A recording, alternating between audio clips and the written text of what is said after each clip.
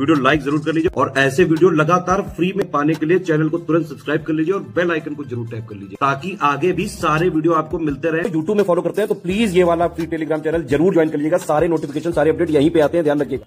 नमस्कार दोस्तों, स्वागत है आप सभी का ऑनलाइन एग्जाम प्रिपरेशन पर which is the part of study for civil services. दोस्तों मोस्ट इंपॉर्टेंट टॉपिक की ये सीरीज चल रही है यूपीपीएससी प्रीलिम्स 2023 की परीक्षा के लिए। और यहाँ पर हमने लास्ट वीडियो में प्रमुख संशोधन देखे थे, संविधान के प्रमुख संशोधन अधिनियम को देखा था, जिसमें हमने इंपॉर्टेंट कॉन्स्टिट्यूशन अमेंडमेंट कवर किए थे और सारे कवर कर लिए थे। इसमें बीच में हमारा एक टॉपिक था जिसको आज हम देखने वाले हैं, जाति आधारित सर्वेक्षण। इसको कवर करेंगे और फिर एमसीक्यू सॉल्व करेंगे संशोधन वाले, और उसके बाद एक और टॉपिक पढ़ेंगे। तो चलिए स्टार्ट करते हैं। जाति आधारित सर्वेक्षण, बिहार सरकार ने अभी जाति आधारित सर्वेक्षण का पहला चरण शुरू किया है। तो ये बिहार सरकार के द्वारा किया गया है। जाति जनगणना भारत की जनसंख्या के जातिवार आंकड़ों को शामिल करने की एक मांग है। अंग्रेजों ने 1881 में पद्धतिगत समकालिक अभ्यासों की कवायद शुरू की थी। अंग्रेज भी 1931 तक जनगणना के एक भाग के रूप में जाति के आंकड़े एकत्र करते थे। वो देखते थे कि कौन सी जाति के लोग कितने हैं भारत में, ये आंकड़े एकत्र किए जाते थे 1931 तक की जनगणना में। हालांकि 1951 से 2011 तक प्रत्येक जनगणना में अनुसूचित जातियों, अनुसूचित जनजातियों पर आंकड़े एकत्र किए गए थे, किंतु अन्य जातियों पर नहीं किए गए। हालांकि 1951 से 2011 तक प्रत्येक जनगणना में अनुसूचित जातियों और अनुसूचित जनजातियों पर आंकड़े एकत्रित किए गए, लेकिन अन्य जातियों पर नहीं किए गए। तो ये लाइन थोड़ी रिपीट हो गई है। और यहाँ पर क्या है, यहाँ पर हमने जाना कि अभी जो बिहार सरकार है, हाल ही में चर्चा में इसलिए रहा ये टॉपिक क्योंकि बिहार सरकार ने जाति आधारित सर्वेक्षण का पहला चरण शुरू कर दिया है, इसलिए चर्चा में रहा। तो आपके लिए जानना जरूरी है कि पहले भी ये काम हुआ है क्या। तो अंग्रेजों ने 1881 में ये स्टार्ट किया था, 1931 में ये आंकड़े भी एकत्र किए, फिर 51 से 2011 तक एससी और एसटी के आंकड़े भी एकत्र किए गए। ठीक है, तो ये इसका पूरा जो हमने डिटेल है वो देख ली। इसके बाद संविधान संशोधन अधिनियम हमने पढ़े थे, इसके एमसीक्यू रह गए थे, तो इनको सॉल्व कर लेते हैं। कि संविधान संशोधन द्वारा केंद्रीय मंत्रियों की संख्या लोकसभा के सदस्यों की कुल संख्या के 15% तक सीमित कर दी गई है। तो ये कौन सा संविधान संशोधन था? 91 कॉन्स्टिट्यूशन अमेंडमेंट, 92, 90 या फिर उपरोक्त में से कोई नहीं। तो 15% तक जिसमें सदस्यों की संख्या जो है सीमित कर दी गई है, वो था 91वां संविधान संशोधन, 91 कॉन्स्टिट्यूशन अमेंडमेंट। तो ऑप्शन ए सही उत्तर चुन लेंगे। अब इसमें 12 से कम 12 होनी चाहिए। इसके बाद अगला जो हमारा प्रश्न है, दो सूचियां दी गई हैं, मिलान करना है। ऐसे पैटर्न जो है एग्जाम में बहुत पूछा जाता है प्रीलिम्स में।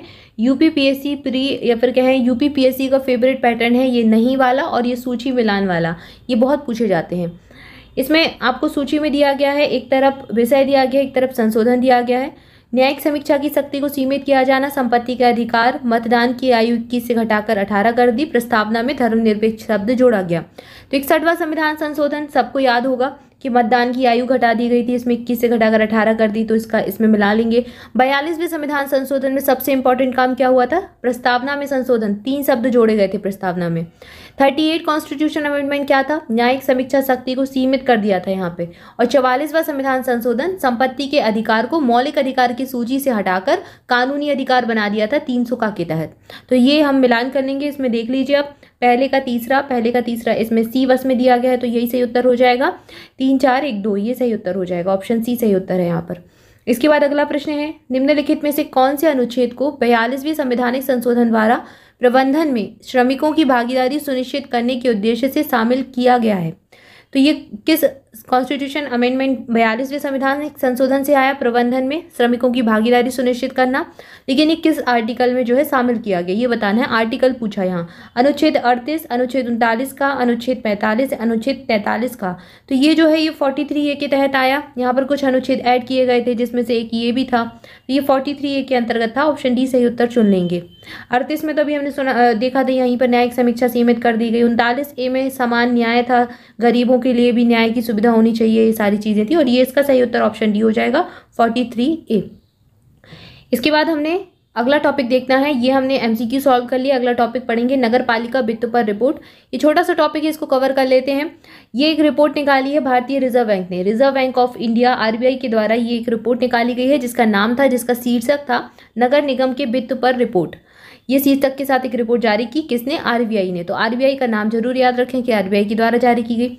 उपरोक्त रिपोर्ट में यह स्पष्ट किया गया कि आखिर किस प्रकार नगर निकाय जो है तेजी से राज्य और केंद्र सरकार की ओर से किए जाने वाले धन हस्तांतरण पर निर्भर होते जा रहे हैं। इसका मतलब है जो नगरीय निकाय हैं उनकी जो निर्भरता है वित्त की, वो केंद्र और राज्यों के धन हस्तांतरण पर ही, उनका खुद का जो कलेक्शन होता है वो उतना नहीं हो पाता है कि वो अपना खर्चा चला पाए। ये यहाँ पर बात कही गई। नगर पालिका का लगभग 70% राजस्व वेतन, पेंशन, प्रशासनिक खर्चों पर व्यय हो जाता है और बाकी पूंजीगत व्यय के लिए सुरक्षित रख दिया जाता है। तो 70% तक जो इनका राजस्व है इन तीनों चीज़ों पर खर्च हो जाता है। वर्तमान में देश भर में विभिन्न नगर निकायों द्वारा, नगर निगमों द्वारा अर्जित कर उनकी व्यय आवश्यकताओं को पूरा करने के लिए पूरी तरह अपर्याप्त हैं। यानी कि जो नगर निगम है, नगरीय निकाय हैं, वो जो राजस्व इकट्ठा करते हैं, वो जो धन इकट्ठा करते हैं या फिर जो टैक्स लगते हैं उनके द्वारा वो जो इकट्ठा करते हैं, वो उनकी आवश्यकताओं को पूरा करने में अपर्याप्त सिद्ध होते हैं। भारत में संपत्ति कर, जल कर, टोल टैक्स, टोल कर और अन्य स्थानीय करों सहित नगर निगम को स्वयं का जो कर राजस्व है वह वित्त वर्ष 18 और वित्त वर्ष 20 की अवधि में कुल राजस्व का 31 से 34% रहा था। तो यहाँ पर ये एक आपको आंकड़ा दिया गया है। कुल मिलाकर इस रिपोर्ट में बात ये कही गई है कि जो नगरीय निकाय है, नगर निगम है, उनके पास इतना कलेक्शन नहीं होता, इतना धन नहीं होता उनका खुद का कि वो अपना खर्चा चला पाएँ, अपनी आवश्यकताओं की पूर्ति कर पाएँ। वो अब लगभग राज्य और केंद्र के द्वारा जो हस्तांतरित किया जाने वाला धन है उस पर निर्भर होते जा रहे हैं। तो ये चीज़ यहाँ पर कही गई है इस रिपोर्ट के द्वारा, और ये आरबीआई ने रिपोर्ट जारी की है, तो ये जरूर याद रखें। तो यहाँ पर हमने 2 टॉपिक देखे, उसके बाद एमसीक्यू सॉल्व किए। इसके बाद हमारा अगला टॉपिक है बीआईएस के बारे में हमको पढ़ना है। मानक आधारित कुछ चीज़ें हैं जिसमें कोमार्क वगैरह आदि को भी हम पढ़ेंगे। तो ये सारी चीज़ों को अगले वीडियो में हम कवर करेंगे। तब तक के लिए आप सभी चैनल के साथ जुड़े रहें, चैनल को सब्सक्राइब जरूर कर दें, वीडियो को लाइक जरूर कर दें।